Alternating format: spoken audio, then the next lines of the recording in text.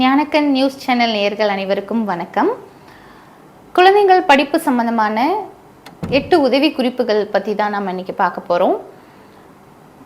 அதில் முதலாவதாக நாம் இன்னைக்கு பார்க்குறது ஒழுங்கான படிப்பு சூழல் உருவாக்கி கொடுத்தல்.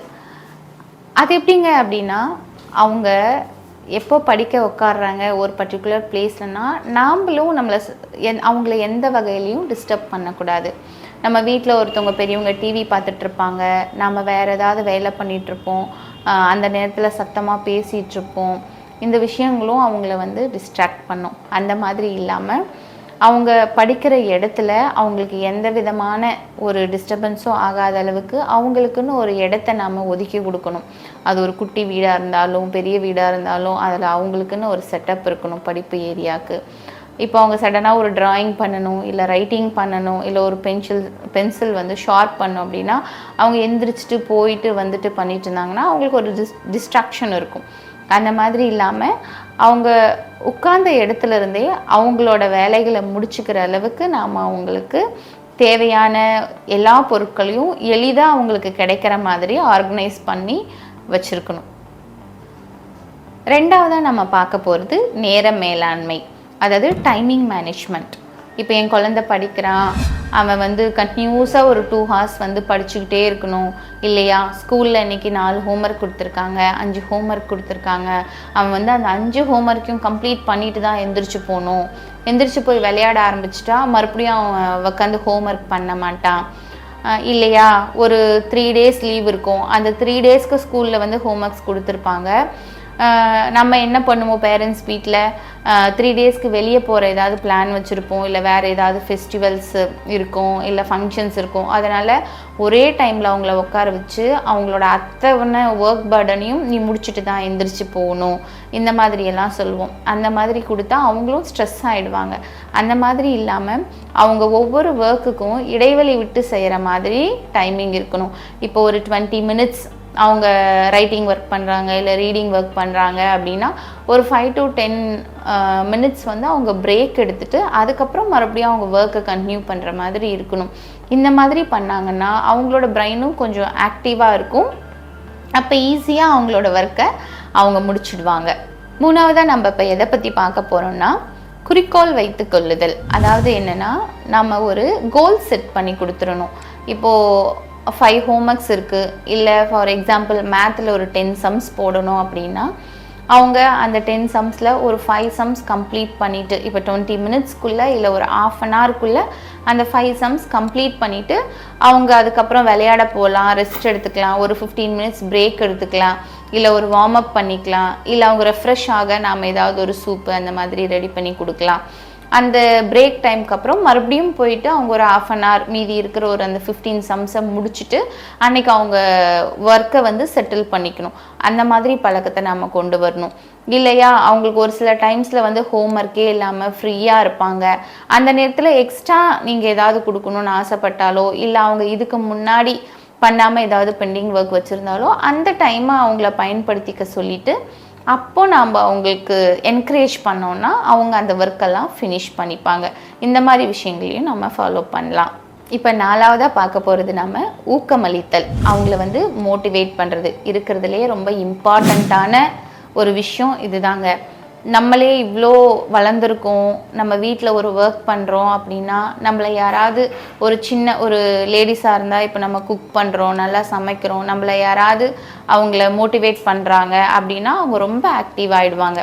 அந்த மாதிரி தான் குழந்தைங்க அவங்களோட ஒர்க் பண்ணும்போது இல்லை முடிக்கும்போது அவங்கள நம்ம என்கரேஜ் பண்ணலாம். நீ இன்னும் நல்லா பண்ணுற, சூப்பராக பண்ணுற, அந்த மாதிரி சொல்லலாம். அதை விட்டுட்டு ஏன் இப்படி பண்ணியிருக்க, இந்த ஒரு மிஸ்டேக் ஏன் வந்துச்சு, இந்த மாதிரி கேட்குறதையெல்லாம் நம்ம தவிர்க்கணும். இப்போ 100 மார்க்குக்கு டெஸ்ட் வைக்கிறாங்கன்னா எல்லாரும் 100 மார்க்கே எடுக்கணும்னு பிரியப்படக்கூடாது. அவங்க 90 எடுத்தாலும் சரி, இல்லை 80 எடுத்தாலும் சரி, அவனோட கெப்பாசிட்டிக்கு எடுத்திருக்காங்களா, நாம் அதை என்கரேஜ் பண்ணி அவங்கள மோட்டிவேட் பண்ணணும். அடுத்த டைம் இன்னும் கொஞ்சம் நீங்கள் ட்ரை பண்ணுங்கள், உங்களால் முடியும் அப்படின்னு சொல்லிட்டு அவங்கள நம்ம ரொம்ப எந்தூசியாஸ்டிக்காக வச்சுக்கலாம். அப்புறம் குட்டி குட்டி பரிசு பொருட்கள் எல்லாம் வாங்கி வச்சுக்கலாம். அதுக்கு நமக்கு ரொம்ப செலவாக போகிறதில்ல. இப்போ இருக்கிற காலகட்டத்தில் நம்ம எவ்வளவோ செலவு பண்ணுறோம், குழந்தைங்களுக்கே தேவையில்லாததில் நிறைய செலவு பண்ணுறோம். அந்த மாதிரி இல்லாமல் நீ இந்த ஹோம்ஒர்க் முடிச்சின்னா உனக்கு பிடிச்ச ஒரு பென்சில் வச்சுருக்கேன் கொடுக்குறேன் அந்த மாதிரியோ, இல்லை இந்த வீக்கெண்டில் வந்து நம்ம எங்கேயாவது உனக்கு பிடிச்ச ஒரு ப்ளே ஏரியா இருக்கிற இடத்துக்கு இல்லை பார்க்குக்கு போகலாம், இந்த வீக் ஃபுல்லாக நீ நல்லா ஸ்கூல் போயிட்டு வாங்க, இந்த மாதிரியெல்லாம் அவங்கள நம்ம ப்ரைஸ் பண்ணலாம், ஆக்டிவேட் பண்ணலாம், எல்லாம் மோட்டிவ் பண்ணி ஆக்டிவேட்டாக வச்சுக்கலாம். நம்ம அடுத்ததாக பார்க்க போகிறது உடல் உழைப்பு மற்றும் விளையாட்டு. படிப்பு மட்டுமே நம்மளை ஆக்டிவாக வச்சுக்காதுங்க. எப்போ பாரு நம்ம புக்கையே பார்த்துட்டு இருந்தோன்னா எவ்வளோ நேரம் பார்க்க முடியும்? அப்போ நம்ம என்ன பண்ணணும்னா, எந்த அளவுக்கு படிக்கிறோமோ அந்த அளவுக்கு நம்ம உடற்பயிற்சியும் செய்யணும், விளையாட்டும் செய்யணும். இப்போ உட்காந்துக்கிட்டு குழந்தைங்கள நீ டெய்லி 1 hour வந்து உடற்பயிற்சி செய்யணும்னு சொன்னால் செய்ய மாட்டாங்க. அதே அவங்களுக்கு பிடிச்ச ஒரு சைக்கிளிங் பண்ணுங்கள், இல்லை கொஞ்சம் தூரம் நீங்கள் உன் ஃப்ரெண்ட்ஸ் கூட ரேஸ் மாதிரி வச்சுட்டு போயிட்டு வாங்க சைக்கிளில். இந்த மாதிரி அவங்களுக்கு பிடிச்ச விஷயத்தில் ஒரு கபடி விளையாட போகிறோன்னா சரி, இல்லை ஒரு ஷட்டில் காக் விளையாடுறேன்னு சொன்னாங்களா ஓகே, அதுக்குண்டான டைமும் நீங்கள் ஏற்படுத்தி கொடுத்தீங்கன்னா அவங்க எக்ஸசைஸாக பண்ணாமல் இந்த விஷயங்களை பிடிச்ச விஷயத்த பண்ணும்போது அவங்க மேலும் ஆக்டிவ் ஆகிடுவாங்க. அவங்க பிரெயினும் ரெஃப்ரெஷ்ஷாக இருக்கும். அவங்க ஃப்ரெண்ட்ஸ் கூட டைம் ஸ்பெண்ட் பண்ணிவிட்டு இந்த மாதிரி சைக்கிளிங் போயிட்டு வர்றது இதெல்லாம் பண்ணும்போது அவங்களும் இன்னும் கொஞ்சம் பிரைட் ஆகிடுவாங்க. இந்த விஷயங்களெல்லாம் ரொம்ப நல்லா அவங்களுக்கு மோட்டிவேட் பண்ணி கொடுக்கும். நம்ம இப்போ 6வதாக பார்க்க போகிறது ஊடாடும் கற்றல் முறைகள், இன்ட்ராக்டிவ் லேர்னிங். அதாவது என்னங்க அப்படின்னா, ஒன்றும் இல்லைங்க, நம்ம தாத்தா பாட்டி நமக்கு பண்ண விஷயங்கள் தான். அப்போல்லாம் நம்ம கூட தாத்தா பாட்டி இருந்திருப்பாங்க, நிறைய விடுகதைகள் கேட்பாங்க, நிறைய கதை சொல்லுவாங்க, அவங்க லைஃப்பில் நடந்த எக்ஸ்பீரியன்ஸை ஷேர் பண்ணிக்குவாங்க. ஸோ அது நமக்கு ரொம்ப ஹாப்பியாக இருக்கும். அப்பா அம்மா கூட மட்டுமே நம்ம டைமை ஸ்பெண்ட் பண்ணாமல் நம்ம தாத்தா பாட்டிக்கிட்டையும் டைம் ஸ்பெண்ட் பண்ணி தான் வளர்ந்தோம். பட் இப்போ இருக்கிற குழந்தைங்க எப்போ பாரு புக்ஸு பார்க்கவும் இல்லை டிவி பார்க்கவும் இப்படியே தான் டைம் ஸ்பெண்ட் பண்ணுறாங்க. அப்போ அவங்களுக்கு கொடுத்துருக்கிற ரைட்டிங் ரீடிங் ஒர்க் மட்டுமே அவங்கள ரொம்ப ஸ்ட்ரெஸ் ஆகுதுன்னா, அதுக்கிடையில் நீங்கள் வந்து நான் உங்ககிட்ட ஒரு சின்னதாக கேள்வி கேட்குறேன், நீ பதில் சொல்கிறியா அப்படின்னு ஒரு ஜிகே கொஷின்ஸ் மாதிரி கேட்கலாம். அவங்களுக்கு வந்து ஒரு புத்தக வழி கல்வியாகவே இல்லாமல் நீங்கள் வாய் வழியாக வந்து அவங்கள என்கரேஜ் பண்ணி ஏதாவது வினாடி வினா மாதிரி வச்சுட்டு நீ எத்தனை ஆன்சர் சொல்கிற, நான் எவ்வளோ சொல்கிறேன்னு பார்க்கலாம். இந்த மாதிரி அவங்களுக்கு ஈவனாக நம்ம சப்போர்ட் பண்ணோன்னா அவங்க இன்னும் ரொம்ப நல்லா வருவாங்க. நம்ம இப்போ 7வதாக பார்க்க போகிறது சரியான உணவு மற்றும் தூக்கம். இப்போ நம்ம பெரியவங்க தாங்க தூக்க டைம் எல்லாம் மறந்துட்டோம். நம்ம ஒரு சரியான முறையில் தூங்க போகிறதில்ல, காலையில் எந்திரிக்கிறதில்ல. இப்போ என்னாச்சுன்னா நாம் வேலை முடிக்கிற வரையும் நம்ம குழந்தைங்களும் ஒரு டிவி பார்க்குறதோ இல்லை ஃபோன் பார்க்குறதோன்னு ஆயிடுச்சு. அந்த மாதிரி இல்லாமல் அவங்களுக்கு சரியான நேரத்தை நம்ம பழக்கப்படுத்தி கொடுத்துடணும். ஒரு நாளைக்கு 8லேருந்து 10 மணி நேரம் கண்டிப்பாக அவங்க தூங்கணும். தூங்கினாதான் அவங்களோட பிரெயின் செல்ஸ் எல்லாம் ஆக்டிவாக இருக்கும், அவங்களால அடுத்த நாளும் ரொம்ப ஆக்டிவாக இருக்க முடியும். ஸோ அவங்களோட தூக்க நேரத்தை எந்த வகையிலையும் பாதிக்கிற மாதிரி நம்ம பார்க்கக்கூடாது. அது மட்டும் இல்லாமல் அவங்களுக்கு நல்ல ஒரு பேலன்ஸ் டயட் ஃபுட்டாக, நம்ம ப்ரோட்டீன் ரிச் ஃபுட்டாக, நல்ல க்ரீன்ஸ் இருக்கிற மாதிரி கீரை வகைகள் நிறைய, கொட்டை வகைகள், பருப்பு வகைகள், கிழங்கு வகைகள், இந்த மாதிரி நிறைய அவங்களுக்கு நம்ம கொடுத்தோம்னா அவங்களும் ரொம்ப எனர்ஜெட்டிக்காக இருப்பாங்க. அதாவது லிமிட்டட் டிஸ்ட்ராக்ஷன்ஸ். குழந்தைங்க படிக்கும்போது நிறைய டிஸ்ட்ராக்ஷன்ஸ் இருக்கும்.